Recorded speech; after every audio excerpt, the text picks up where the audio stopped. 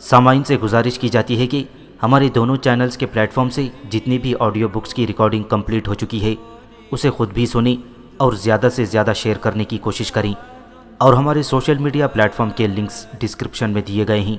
ہمیں سبسکرائب اور فالو ضرور کریں تاکہ آپ کو ضروری اپڈیٹس ملتے رہیں، اور ہماری ٹیم کی فنانشیل سپورٹ کے لیے پیٹریون کی لنک ضرور چیک کریں۔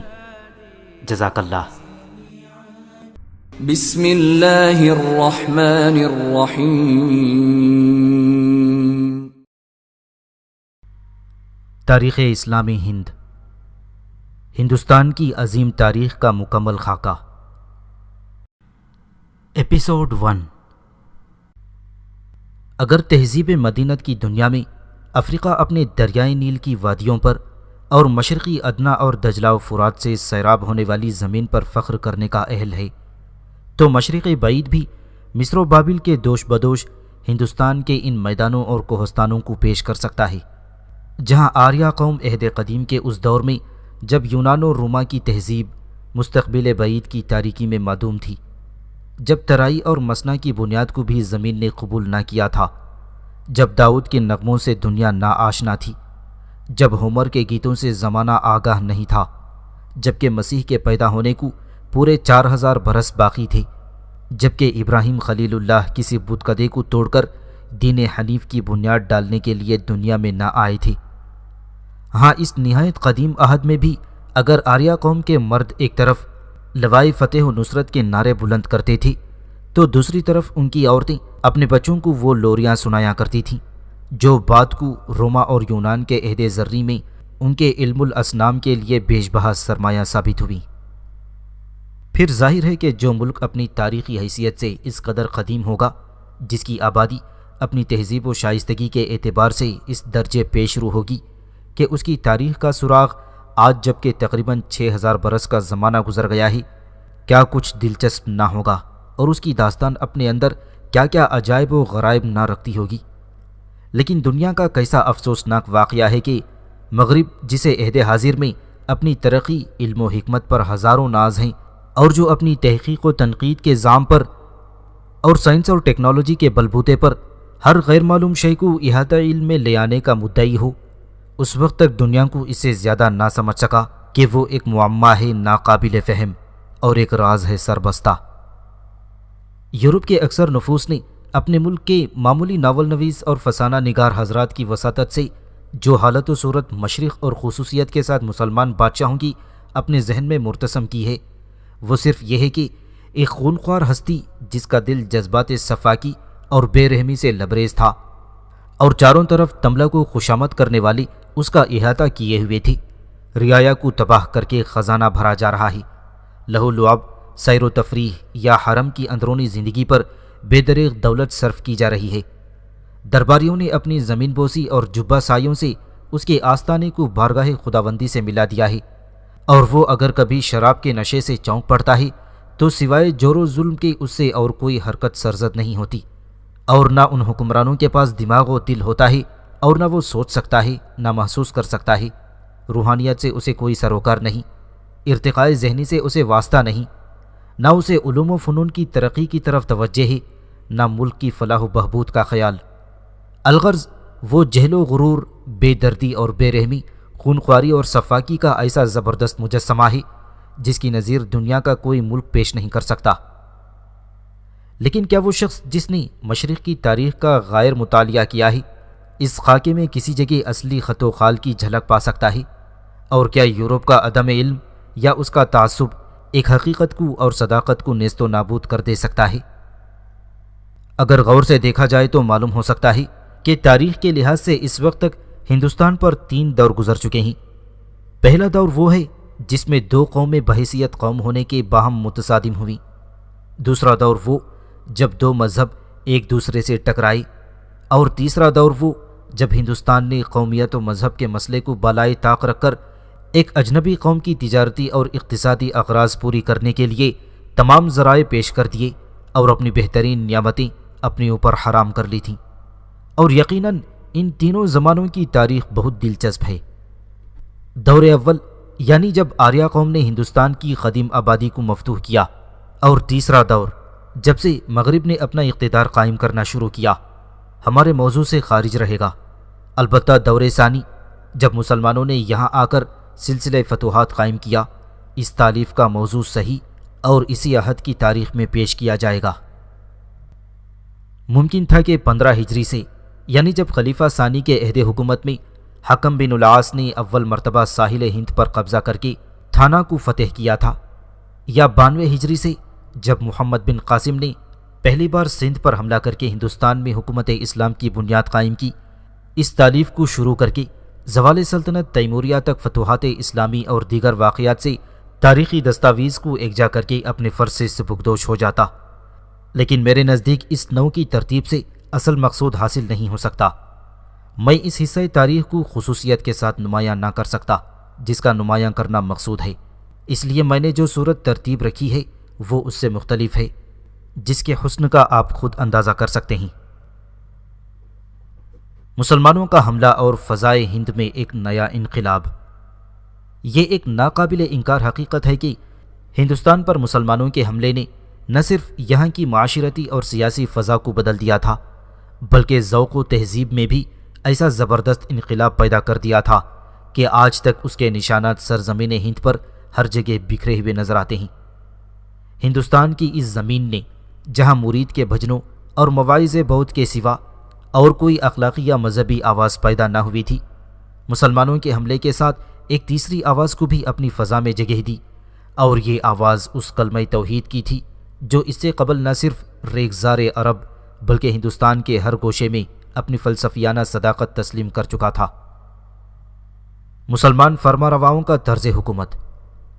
ہم یہ نہیں کہتے کہ مسلمانوں نے ہندوستان میں آ کر اسلام کی تعلیمات کے عین مطابق حکومت کی تھی، ہم اس کے بھی قائل نہیں کہ یہاں کا ہر مسلمان فرما روا اپنے عہد کا جنید و شبلی تھا اور اس نے کبھی کوئی ظلم و ستم نہیں کیا، لیکن اس میں بھی کلام نہیں کہ جو کچھ مسلمان فرما رواؤں نے ہند اور اہل ہند کے ساتھ کیا تھا، جس حد تک انہوں نے ہندوستان کے ساتھ رواداری کا ثبوت دیا اور جس قدر اسباب ترقی باشندگان ہند کے لیے انہوں نے فراہم کیے تھے، وہ اگر مسلمانوں کی طرف سے بصورت افتخار پیش نہیں کیے جا سکے تو دوسری حکمران قوموں کے لیے کم از کم قابل تقلید ضرور ہیں۔ یقیناً جب ہمالیہ کی طرف سے مسلمانوں کے حملے شروع ہوئے تھے تو ہندوستان کو سخت نقصان اٹھانا پڑا اور اہل ہند کے جذبات کو بھی شدید صدمہ پہنچا۔ ان کے قدیم مدارس و معابد تباہ ہو گئے، ان کے اسلاف کی بہت سی یادگار چیزیں فنا ہو گئیں، ان کے امن و سکون میں ایک ہیبت ناک زلزلہ پڑ گیا۔ لیکن ظاہر ہے کہ اس وقت تک مسلمانوں کی مستقل حکومت ہندوستان میں قائم نہ ہو سکی تھی، اور وہ زمانہ جو حملہ اور قیام سلطنت کے درمیان بسر ہوتا ہے ہمیشہ اسی نوع کی تکالیف و مصائب کا ہوا کرتا ہے۔ اس زمانہ تہذیب تمدن میں یہی وہ ایک بے مثل تمثیل کہی جا سکتی ہے۔ مسلمان ہندوستان کو فتح کرنا چاہتے تھے، اہل ہند مقابلہ کر رہے تھے۔ مسلمان جو ہندوؤں کے مذہب سے بالکل مختلف مذہب رکھتے تھے، بالکل جدید خیالات و اعتقاد کو روشناس کرنا چاہتے تھے، اور ہندو ان سے سخت متنفر تھے۔ پھر ظاہر ہے کہ دو مختلف عناصر کے تصادم میں ہمیشہ شور و ہنگامہ ہی ہوا کرتا ہے، اور اس کا علاج مسلمانوں کے پاس کچھ نہ تھا۔ اگر کبھی ہندو بھارت ماتا کی آغوش چھوڑ کر باہر نکلتے، اگر ان کا فاتحانہ عزم انہیں بھی دیگر ممالک کی طرف لے جاتا، تو غالباً وہ بھی وہی کرتے جو اول مسلمانوں کی طرف سے ظاہر ہوا۔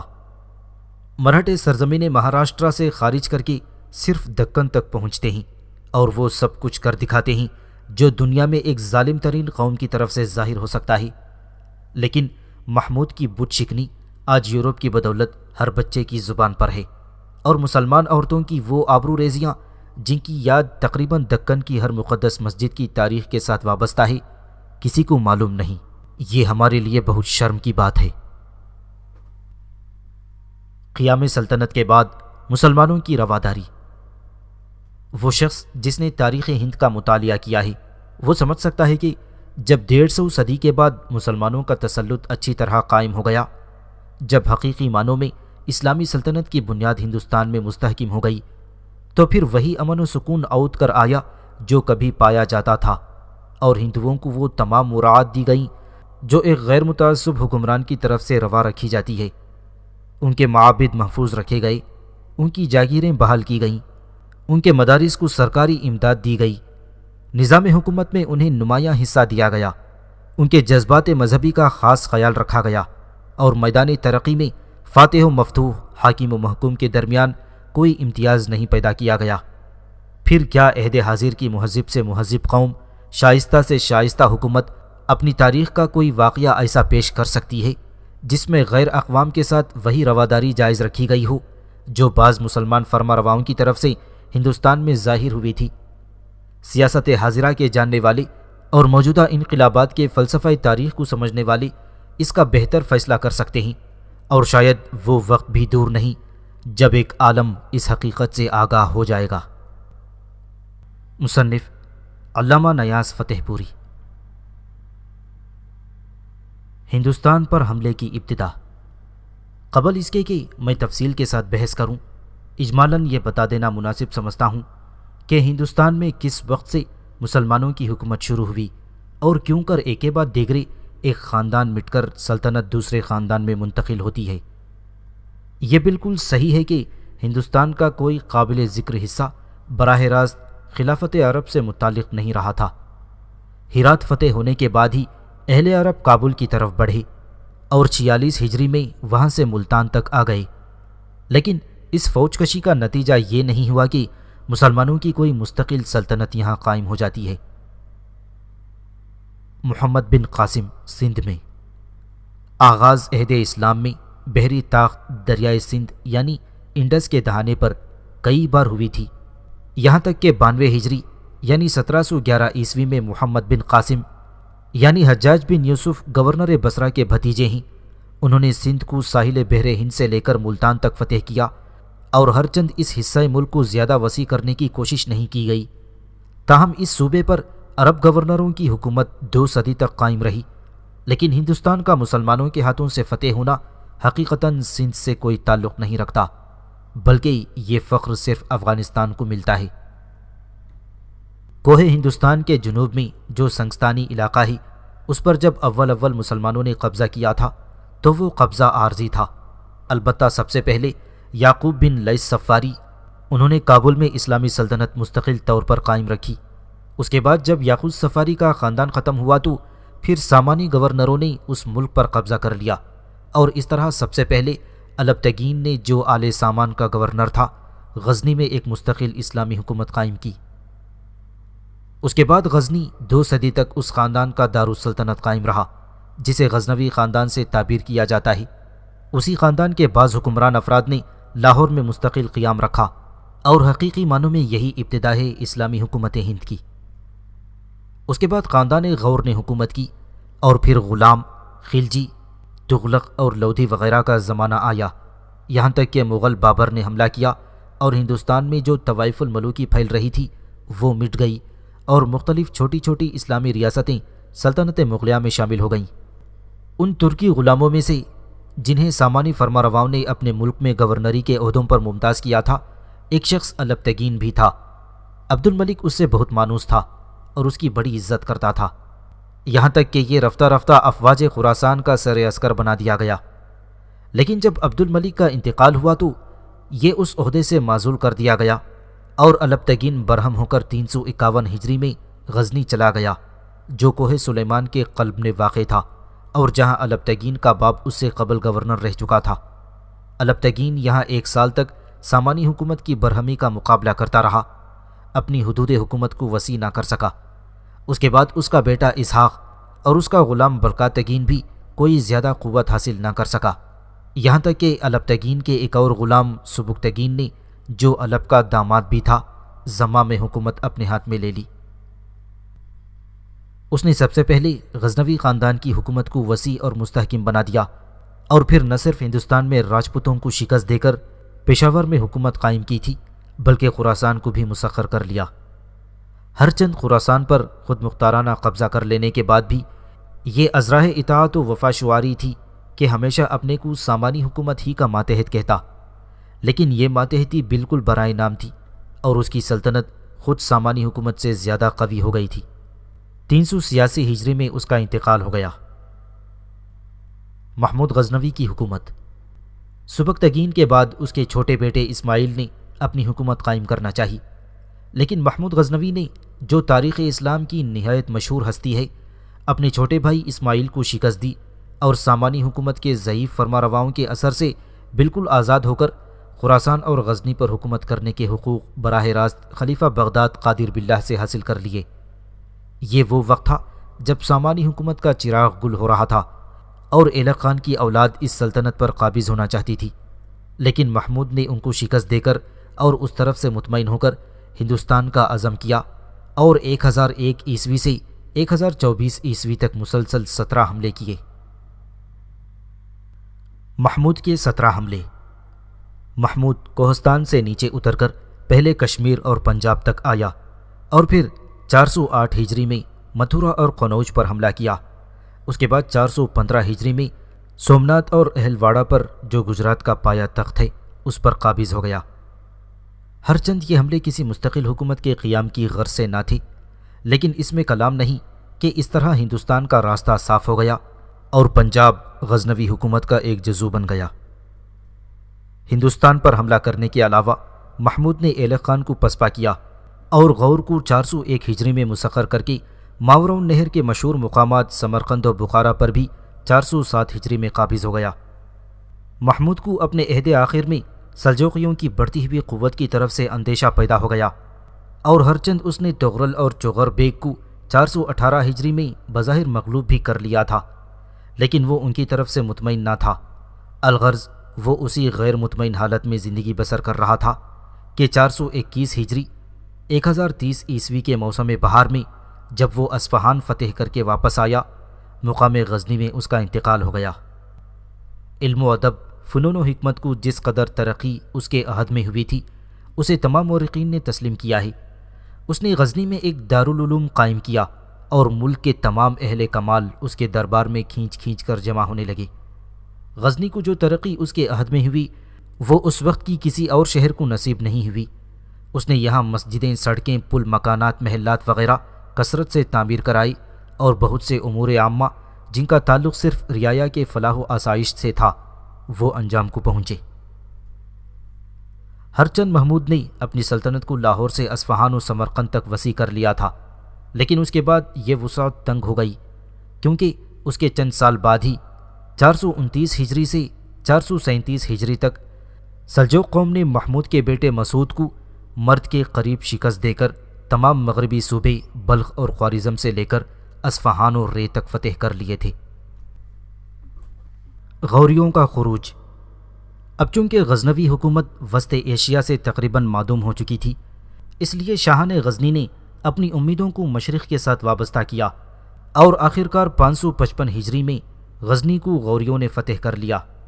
تو شاہان غزنی نے لاہور کو اپنا پایا تخت قرار دیا اور کوشش یہ کی کہ جو نقصان مغرب میں ہوئے ہیں ان کی تلافی قبضہ ہندوستان سے ہو جائے، لیکن افسوس ہے کہ ان کی یہ آرزو بھی پوری نہ ہوئی اور غوریوں نے بہت جلد آل سبکتگین کا استحصال کر کے خود اپنی حکومت قائم کر لی اور اس طرح تقریباً 2.5 صدی تک سلطنت کرنے کے بعد غزنوی خاندان صفحہ تاریخ سے محو ہو گیا۔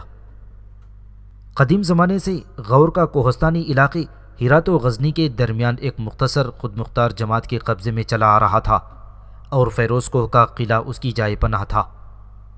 ظاہر ہے کہ محمود غزنوی، جس کی کشور کشائیاں اس قدر عام تھیں کہ علاقۂ غور کو جو بالکل قریب تھا وہ آزاد و خود مختار نہ دیکھ سکتا تھا، اس لیے اس نے 401 ہجری میں، جبکہ محمد سوری اس جماعت کا سردار تھا، اسے بھی مغلوب کر کے اپنی سلطنت میں شامل کر لیا۔ اس کے بعد سے محمد بن سوری کی اولاد غزنی کے فرمانرواؤں کے تحت فیروز کو اور بامیان میں حکومت کرتی رہی اور غزنی اور غور خاندانوں میں باہم ازدواجی تعلقات قائم ہو گئے۔ جب قطب الدین محمد کو اس کے خسر پرام شاہ غزنوی نے قتل کر دیا تو مقتول کے بھائی سیف الدین سوری نے، جو اس وقت غور کا حکمران تھا، 543 ہجری میں غزنی پر قبضہ کر لیا، لیکن دوسرے سال بہرام شاہ پھر غزنی میں داخل ہوا اور سیف الدین کو ایذائیں دے کر مار ڈالا۔ جب اس کی خبر تیسرے بھائی علاؤ الدین کو معلوم ہوئی تو اس نے پھر غزنی پر حملہ کیا اور قتل عام کر کے سارے شہر میں آگ لگا دی۔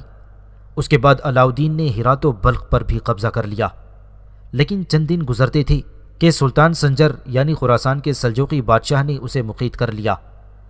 ہر چند کچھ زمانہ گزرنے کے بعد سلطان سنجر نے اسے آزاد کر دیا اور سلطنت غور اس کے سپرد کر دی، لیکن پھر اس کی طرف سے کوئی کارنامہ ایسا ظاہر نہ ہوا جو تاریخی نقطہ نظر سے زیادہ اہم سمجھا جاتا ہو۔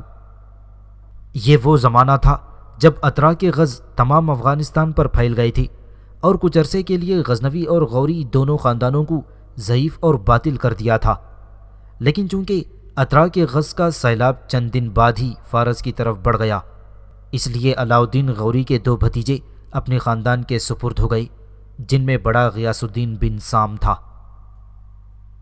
غیاث الدین بن سام نے 549 ہجری میں غزنی کو لے لیا اور 2 سال بعد ہرات کو بھی اپنی حکومت میں شامل کر کے 599 ہجری تک بظاہر اپنے خاندان کا حکمران تسلیم کیا گیا، کیونکہ حقیقی حکومت تو اس کا چھوٹا بھائی شہاب الدین محمد غوری کر رہا تھا، جس نے نہ صرف سلجوقیوں سے خراسان کا ایک حصہ لے لیا تھا بلکہ ہندوستان پر بھی مسلسل حملے کر کے 571 ہجری میں سندھ اور ملتان پر قابض ہو گیا۔ اس نے 571 ہجری میں غزنوی خاندان کو پھر مغلوب کیا اور فرمانروائے اجمیر پرتھوی راج کے مقابلے کے لیے آگے بڑھا۔ ہرچند اس کا پہلا سخت ناکامیاب رہا، لیکن دوسرے سال تھانے سار کے میدان میں اس نے راجپوتوں کو شکست دی اور پرتھوی راج قتل ہوا۔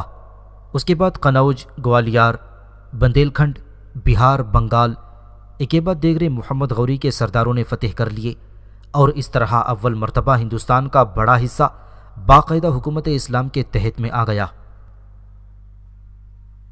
ہندوستان میں حکومت اسلام کی ابتدا۔ جب تک اس کا بھائی غیاث الدین غوری زندہ رہا، محمد غوری نے ہمیشہ ایک وفاشعار نائب کی طرح خدمت انجام دی۔ جب اس کی موت پر 599 ہجری میں وہ حکمران ہوا تو ملک کی حالت یہ تھی کہ خوارزم والوں نے سارے فارس کو پامال کر رکھا تھا اور افغانستان کی طرف بڑھتے ہوئے نظر آتے تھے۔ محمد غوری اسی نظام میں مصروف تھا کہ ککھروں کی ایک جماعت نے 602 ہجری یعنی 1206 عیسوی میں اسے قتل کر دیا۔ محمد غوری کے بعد اس کا خاندان زیادہ عرصے تک حکمران نہیں رہا۔ اس کا بھتیجا محمود اگرچہ تمام مفتوحہ ملک میں عام طور پر خود مختار بادشاہ تسلیم کیا گیا، لیکن اس میں کلام نہیں کہ وہ شیرازہ جو محمد غوری کے عہد میں قائم تھا منتشر ہو گیا اور رفتہ رفتہ ترکی غلاموں نے جو محمد غوری کی ماتحتی میں فوجی جنرل کے طور پر کام کرتے تھے انہوں نے خود مختاری کا اعلان کر دیا اور اس طرح قطب الدین ایبک دہلی میں، ناصر الدین قباچہ سندھ میں اور ایلدوز غزنی میں حکمران بن بیٹھے۔ غوری خاندان کا اصل حکمران اس وقت اپنے پایہ تخت فیروزکوہ میں بیٹھا ہوا صرف مغربی افغانستان یعنی غور و ہرات اور خراسان کے ایک حصے پر قابض تھا، لیکن خوارزم شاہی فوجوں نے 612 ہجری میں اسے یہاں سے بھی نکال دیا۔ اس کے بعد غوری خاندان کے چند افراد نے ہرات میں ایک مختصر ریاست قائم کر لی اور وہ اس پر عرصے تک زندگی بسر کرتے رہے۔ سلاطین دہلی، قطب الدین ایبک کی حکومت۔ جب محمد غوری شمال ہند کو دہانہ گنگ تک فتح کر چکا تو اس نے اپنے غلام قطب الدین ایبک کو دہلی کا وائسرائے مقرر کیا، لیکن جب محمد غوری کا انتقال ہوا تو 602 ہجری میں قطب الدین نے اپنی خود مختاری کا اعلان کر دیا اور اس طرح سب سے پہلے ہندوستان کے اندر ایک مسلمان حکمران خاندان کی ابتدا ہوئی۔ اس وقت تک ہندوستان حکومت غزنی کا ایک صوبہ سمجھا جاتا تھا اور یہاں جداگانہ حکومت قائم نہ تھی۔ التتمش کی حکومت۔ غلام خاندان میں التتمش خاص شہرت رکھتا ہے۔ اس نے سندھ کے گورنر ناصر الدین قباچہ کو بھی مغلوب کیا اور بنگال کے وائسرائے سے بھی سلطنت دہلی کی سیادت کو تسلیم کرایا۔ اس کے زمانے میں یلدوز نے کوشش کی کہ اپنی حکومت کو ہندوستان تک وسیع کر لے، لیکن التمش نے اسے کامیاب نہیں ہونے دیا اور کوہستان وندھیا کے شمال میں اپنی سلطنت کو نہایت کامیابی کے ساتھ قائم رکھا۔ پہلی مرتبہ التمش ہی کو خلیفہ بغداد کی طرف سے سند، اعزاز و خود مختاری عطا ہوئے تھے۔ التمش کے بعد اس کی بیٹی رضیہ تخت نشین ہوئی اور ہندوستان کی تاریخ میں یہی ایک عورت ایسی گزری ہے جو تخت دہلی پر متمکن ہوئی۔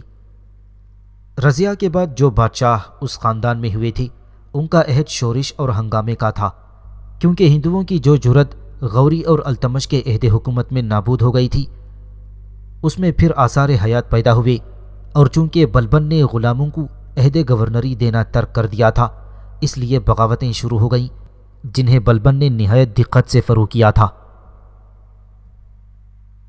خلجیوں کا دور حکومت۔ غلام خاندان کے بعد خلجیوں کا دور حکومت شروع ہوا اور انہوں نے کوہستان وندھیہ سے لے کر دکن تک سلطنت کو وسیع کر لیا تھا۔ علاؤالدین محمد نے 697 ہجری میں گجرات کو فتح کیا اور 702 ہجری میں چتور پر قبضہ کر کے راجپوتوں کو بھی مغلوب کر لیا۔ اس کا ایک سردار ملک کافور خواجہ سرا تھا۔ اس نے دیوگڑھ اور ورنگل کو بھی فتح کیا اور صوبہ دکن کو سلطنت دہلی سے ملحق کر دیا۔ چونکہ اب سلطنت بہت وسیع ہو گئی تھی اس لیے تفریق کے آثار پیدا ہونے لگے تھے۔ تغلق خاندان کی ابتدا۔ اسی زمانے میں حکومت تغلق خاندان میں منتقل ہوئی اور غیاث الدین پہلا بادشاہ اس خاندان کا ہوا۔ اس کے بعد جب محمد تغلق کا دور شروع ہوا اس نے یہ دیکھ کر کہ دہلی میں بیٹھ کر دکن پر حکومت نہیں کی جا سکتی، کوشش کی کہ دیوگڑھ میں جس کا نام اس نے دولت آباد رکھا تھا پایا تخت کو منتقل کر دے، لیکن وہ اس سے اپنے مقصد میں کامیاب نہ ہو سکا اور جو طوائف الملوکی ملک میں پھیل رہی تھی اس کا انسداد نہ ہو سکا۔ تمام صوبوں میں بغاوت برپا تھی اور وہ کسی جگہ چین سے نہ بیٹھ سکتا تھا۔ آخرکار محمد تغلق کے بعد جو حکمران ہوئے ان کے عہد میں صوبے ایک کے بعد دیگرے علیحدہ ہونے لگے اور ساری سلطنت کا شیرازہ درہم برہم ہو گیا۔ اسی زمانے میں تیمور نے حملہ کیا۔ 800 سے 801 ہجری میں تمام ہندوستان کے اندر قتل عام کر کے زوال سلطنت دہلی کو انجام تک پہنچایا۔ سیدوں اور لودھیوں کی حکومت۔ تغلق خاندان کے بعد سیدوں اور لودھیوں کا زمانہ آیا، لیکن ان کی حکومت سارے ہندوستان پر نہیں ہوئی بلکہ ایک مختصر حصہ ان کے قبضے میں رہا۔ بنگال، جونپور، مالوا اور گجرات میں خود مختار مسلم حکومتیں قائم تھیں اور راجپوتوں اور دکن کے ہندوؤں نے بہت کچھ اپنے کھوئے ہوئے مقبوضات واپس لے لیے تھے۔ بابر کا حملہ۔ ہرچند اس کے بعد بابر کی سرکردگی میں مغلوں نے حملہ کر کے تمام شمالی ہند پر اپنا تسلط 5 سال کے اندر 932 سے 937 ہجری میں قائم کر لیا تھا، لیکن سلطنت علاؤالدین خلجی کے منتشر اجزاء کو باہم ملا دینے کے لیے وہ زمانہ بہت قلیل ثابت ہوا۔ شیر شاہ اور بنگال کے افغانوں کا عروج۔ بابر کے بعد شیر شاہ اور بنگال کے پٹھانوں نے 942 سے 47 ہجری میں مغلوں کو ہندوستان سے باہر کر دیا اور افغان فاتحوں نے کوشش کی کہ پھر وہی گزشتہ عظمت قائم ہو جائے، لیکن صوبے کی حکومتوں نے انحراف ترک کر دیا، جس کا نتیجہ یہ ہوا کہ 962 ہجری میں بابر کا بیٹا ہمایون پھر واپس آیا اور اس کے بیٹے شہنشاہ اکبر کے عہد حکومت میں سلطنت مغلیہ کی بنیاد قائم ہو گئی۔ سلطنت مغلیہ کی بنیاد۔ بابر کا سلسلہ نسب جو مغلوں میں اولین فاتح ہندوستان تھا 5 واسطوں سے تیمور سے ملتا ہے۔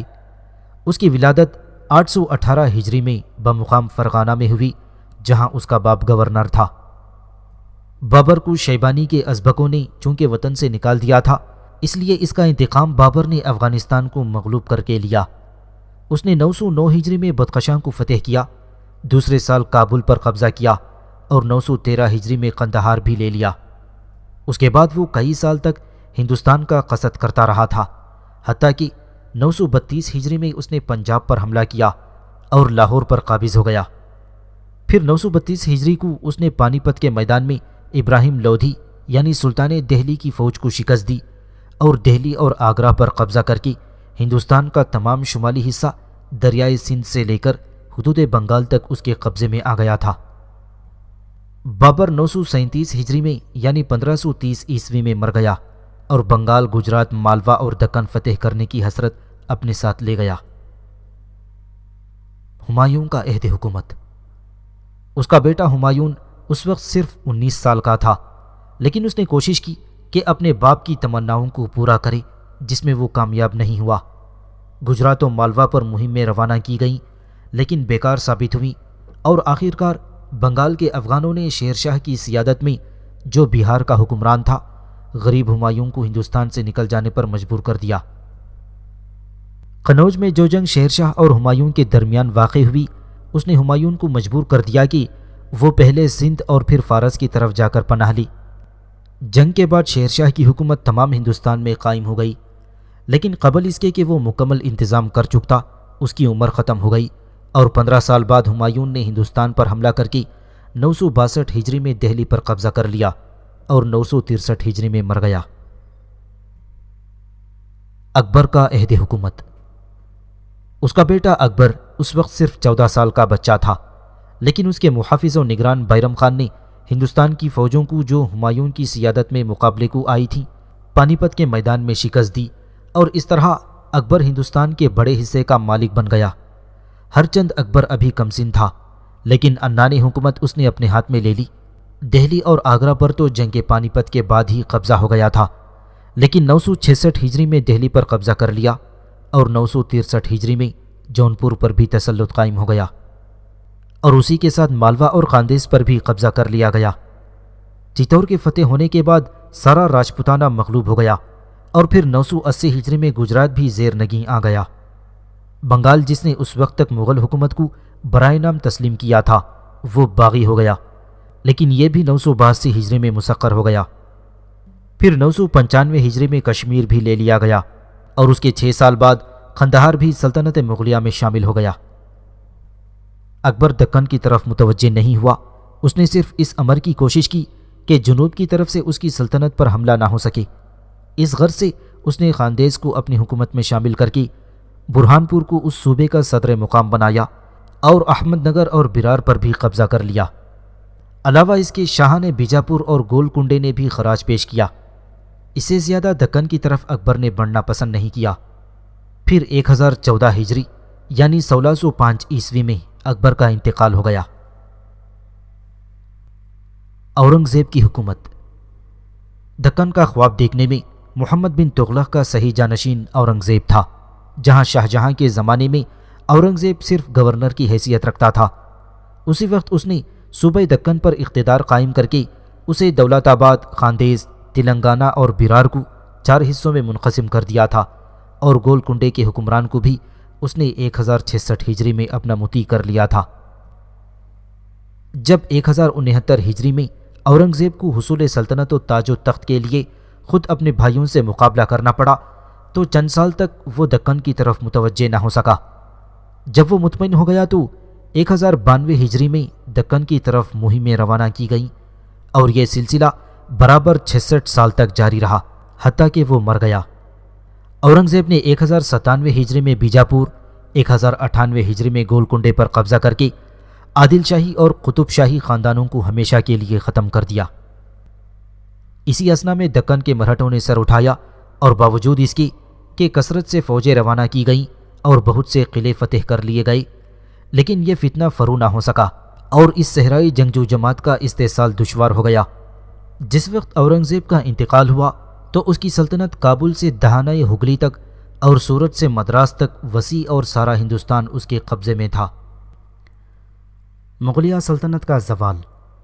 اورنگزیب کی وفات پر سلطنت مغلیہ میں ضعف پیدا ہونے لگا، کیونکہ اس کے جانشین کمزور تھے اور سکھوں، جٹوں اور مرہٹوں کی قوتیں شباب پر تھیں۔ چنانچہ نادر شاہ اور احمد شاہ درانی کے حملے اسی ضعف سلطنت کی وجہ سے عمل میں آئے تھے۔ وفات اورنگزیب کے 50 سال بعد مرہٹوں کی قوت جنوب میں بہت بڑھ گئی، اور تمام دکن پر سوائے اس حصے کے جہاں نظام کا خاندان حکمران تھا ان کا اقتدار قائم ہو گیا۔ علاوہ ان کے راجپوتوں نے بھی انحراف اختیار کیا۔ سکھ بھی پنجاب پر قابض ہونے لگے، اور آگرہ کے قریب جاٹ بھی خود مختار ہو گئی، اور وہ پہلے سے ہی گویا ایک جدا ملک ہو گیا تھا، اور یہی حال بنگال کا تھا۔ پلاسی کی لڑائی میں 1857 عیسوی میں اور بکسر کی جنگ 1764 عیسوی میں مغل سلطنت کو حقیقی معنوں میں ختم کر دیا گیا۔ صرف برائے نام اس کا وجود 1857 عیسوی تک جاری رہا۔ آخری 3 تاجدار مغلیہ خاندان کے برطانیہ کے پینشن خوار تھے، اور بہادر شاہ ظفر آخری تاجدار رنگون کی طرف جلا وطن کر دیا گیا، جہاں وہ 1862 عیسوی میں مر گیا۔ ہندوستان کی چھوٹی چھوٹی اسلامی حکومتیں۔ عہد تغلق۔ محمد بن تغلق کے سلطنت میں نہ صرف سارا ہندوستان بلکہ تلنگانہ اور دکن کے اضلاع بھی شامل تھے، لیکن اس کی موت سے قبل ہی دور دراز کے صوبے خود مختار ہونے لگے، اور 10ویں صدی ہجری شروع ہونے سے پہلے ہی اس کے ملک کا بہت بڑا حصہ متعدد خود مختار خاندانوں کی حکومت میں منتقل ہو گیا۔ گورنران شاہان بنگال۔ محمد بختیار فاتح بنگال نے موجودہ صوبہ بنگال کے لحاظ سے صرف ایک مختصر سا حصہ اس کا فتح کیا تھا، جس کا دارالحکومت لکھنؤتی تھا۔ 6 صدی کے آخر میں اور 7ویں صدی کے ابتدا میں سونار گاؤں اور ساٹا گاؤں میں گورنروں کا قیام رہتا تھا، اور بنگال سے یہی دونوں مقام بشمول لکھنؤتی مراد لیے جاتے تھے۔ پھر 850 ہجری میں فیروز آباد یعنی پانڈوا اس صوبے کا پایا حکومت رہا۔ اس کے بعد پھر لکھنؤتی دارالحکومت ہو گیا، جسے اس سے قبل گور کہتے تھے۔ اس کے بعد یہ فخر ٹانڈا کو حاصل ہوا۔ بعض گورنران بنگال نے بہار، چٹگام اور اڑیسہ پر بھی اپنا قبضہ جما لیا تھا۔ جب شاہ نے دہلی کمزور ہو گئے تو گورنران بنگال خود مختار ہو گئے، اور کئی خاندان ان میں سے ایسے ہوئے جنہوں نے شاہانہ اختیارات حاصل کر لیے۔ پھر ہمایوں بنگال پر 944 ہجری سے 946 ہجری تک قابض رہا، لیکن جب 946 میں شیر شاہ نے مغلوں کو شکست دی تو پھر یہاں خود مختار حکومتیں قائم ہو گئیں، اور یہ حالت اس وقت تک قائم رہی جب تک 982 ہجری میں بہار کو اکبر نے فتح نہیں کر لیا، اور پھر 2 سال بعد مغلوں کا اثر بنگال میں عام نہیں ہو گیا۔ شرقی خاقان جونپور خواجہ جان محمد تغلق کا وزیر تھا، لیکن اپنے نوجوان و کمسن آقا کو چھوڑ کر اس نے ایک خود مختار حکومت جونپور میں قائم کی، اور یہیں سے اس نے اور اس کے جانشینوں نے کچھ زمانے تک بہار، اودھ، قنوج، بہرائچ پر بھی اپنا اثر قائم کر لیا۔ انہوں نے 2 مرتبہ دہلی کا محاصرہ بھی کیا، لیکن کامیابی نہیں ہوئی۔ شاہ نے مالوا سے بھی بارہا ان کا مقابلہ ہوا۔ 889 ہجری یا بعض مورخین کے مطابق 881 ہجری میں سکندر بن بہلول لودھی نے جونپور کو فتح کیا اور پھر سلطنت دہلی سے ملا لیا۔ شاہ نے مالوا قدیم راجپوت سلطنت میں شامل تھا، اور وہ عرصے تک مسلمانوں کے حملے کا مقابلہ کرتا رہا۔ جب یہ صوبہ سلطان بلبن کے عہد میں مفتوح ہوا تو اس کے حدود یہ تھے: دریائے نرمدا جنوب میں، دریائے چمبل شمال میں، گجرات و بندیل کھنڈ مغرب و مشرق میں۔ شاہ نے خلجی کے زمانے میں یہ ہوشنگ آباد، اجمیر، الج پور اسی صوبے میں شامل تھے، اور کبھی کبھی چتور سے بھی خراج وصول کیا جاتا تھا۔ اس صوبے کا اسلامی پایا تخت شہر مانڈا تھا، جسے ہوشنگ نوری نے بنایا تھا۔ ایک وسیع اور مرتفع میدان میں یہ شہر تعمیر کیا گیا۔ اس کے چاروں طرف بڑی بڑی چٹانیں تھیں، اور یہ شہر اپنی مساجد اور اپنے محلات کی وجہ سے مشہور تھا۔ اس کے کھنڈرات اب بھی موجود ہیں۔ مالوا میں 2 مسلمان خاندانوں نے حکومت کی۔ پہلا خاندان دلاور خان غوری تھا، جو سلطنت دہلی کی طرف سے یہاں کا گورنر تھا۔ اس خاندان کے صرف 3 افراد، دلاور خان، اس کے بیٹے اور پوتے نے مالوا میں حکومت کی۔ پھر دوسرا خاندان محمد خلجی کا تھا، جو دلاور خان کے پوتے کا وزیر تھا۔ جب 1530 عیسوی میں شاہ نے گجرات نے سلطنت مالوا کو فتح کیا تو اس خاندان کا خاتمہ ہو گیا۔ چونکہ خلجی ایک جنگجو قوم تھی، اس لیے مالوا کی فوجیں شمال میں دہلی تک اور جنوب میں بیدر تک پہنچ گئیں، اور چتور کے راجپوتوں کے ساتھ بھی انہوں نے برابر لڑائیاں قائم رکھیں۔ شاہ نے گجرات عرصے تک ہندوستان کے مسلمان سلاطین کے قبضے میں نہیں آیا، اور اس کی وجہ صرف یہ تھی کہ صوبہ گجرات پہاڑوں اور وسیع ریگستانوں کے حائل ہو جانے سے ناقابل تسخیر تھا، اور صرف سمندر کی طرف سے اس پر حملہ ہو سکتا تھا۔ 7ویں صدی کے آخر میں علاؤالدین خلجی نے اس کو سلطنت دہلی کا ایک صوبہ بنایا، لیکن 8ویں صدی کے اختتام پر وہ پھر خود مختار ہو گیا، مگر فرق یہ تھا کہ اب اس کے حکمران مسلمان تھے۔ ظفر خان ایک مسلمان راجپوت کا لڑکا 794 ہجری میں گجرات کا گورنر مقرر کیا گیا، اور 799 ہجری میں اس نے خود مختاری کا اعلان کر دیا۔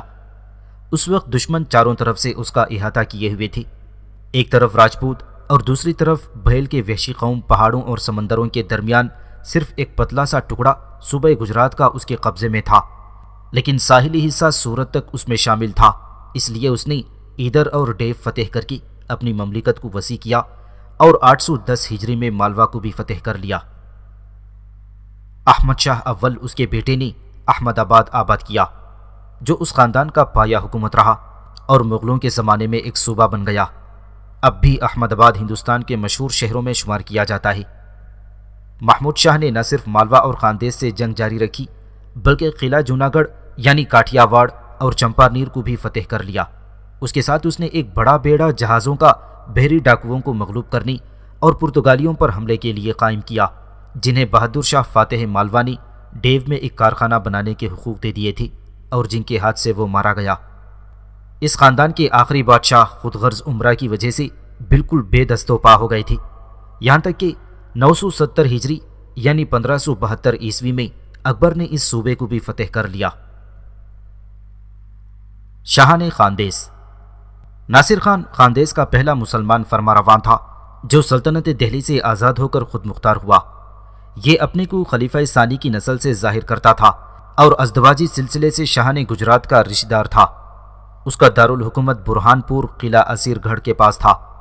پھر اکبر نے 969 ہجری میں برہان پور کو لے لیا اور وہاں کے فرمانروا نے اطاعت قبول کر لی، لیکن حقیقتاً صوبہ خاندیس اس وقت تک سلطنت مغلیہ میں شامل نہیں ہوا جب تک کہ 1008 ہجری یعنی 1599 عیسوی میں 6 ماہ کے محاصرے کے بعد اسیر گڑھ فتح نہیں ہوا۔ بہمنی خاندان دکن۔ دکن کا ایک حصہ سب سے پہلے علاؤالدین محمد خلجی نے فتح کیا تھا۔ اس نے 693 ہجری میں دیوگڑھ اور الج پور پر قبضہ کر کے ایک نیا صوبہ کوہستان ستپڑا کے جنوب میں قائم کیا۔ محمد بن تغلق نے 721 ہجری میں تلنگانہ پر حملہ کر کے صوبہ دکن کو وسیع کر لیا اور کچھ زمانے تک دیوگڑھ کو، جس کا دوسرا نام دولت آباد تھا، دارالحکومت قرار دے دیا۔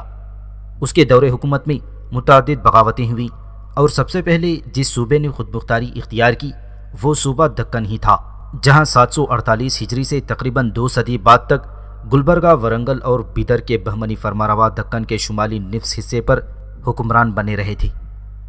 ان کا مورث اعلیٰ حسن کانگو ایک افغان تھا جس کا مورث اعلیٰ فارس کا مشہور بادشاہ بہمن تھا۔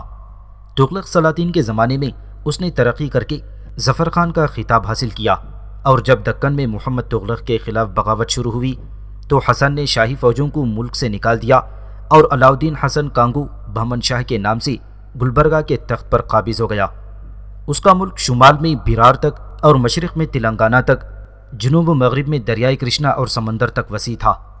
علاوہ اس کے اس نے تلنگانہ اور وجے نگر کے راجاؤں کو بھی بارہا خراج دینے پر مجبور کیا۔ علاؤالدین احمد ثانی کے زمانے میں خاندیس اور گجرات کے فرمانرواؤں کو بھی شکست ہوئی۔ 876 ہجری میں محمد شاہ ثانی اڑیسہ تک بڑھتا ہوا چلا گیا تھا۔ اس نے کانجیورم پر قبضہ کر لیا اور پھر جنوب میں راجہ بلگاؤں سے جنگ کی، یہاں تک کہ بہمنی فرمانرواؤں کا اثر میسور کے شمال تک تقریباً تمام دکن میں پھیل گیا تھا۔ چونکہ ملک بہت وسیع ہو گیا تھا اس لیے اس کے مختلف صوبے قرار دے دیے گئے اور آخرکار صوبوں کے گورنر بعد میں مطلق العنان ہو گئے۔ یوسف عادل شاہ محمد شاہ ثانی کے جنرل نے بیجاپور میں خود مختاری کا اعلان کر دیا۔ نظام الملک نے اپنے مقبوضے کو علیحدہ کر لینے کی تیاریاں شروع کی۔ عماد الملک برابر کا بادشاہ ہو گیا، یہاں تک کہ رفتہ رفتہ بیرار میں عماد شاہوں کی، احمد نگر میں نظام شاہیوں کی، بیجاپور میں عادل شاہیوں کی اور گولکنڈے میں قطب شاہیوں کی حکومتیں قائم ہو گئیں اور بہمنی سلطنت کے ٹکڑے ٹکڑے ہو گئے۔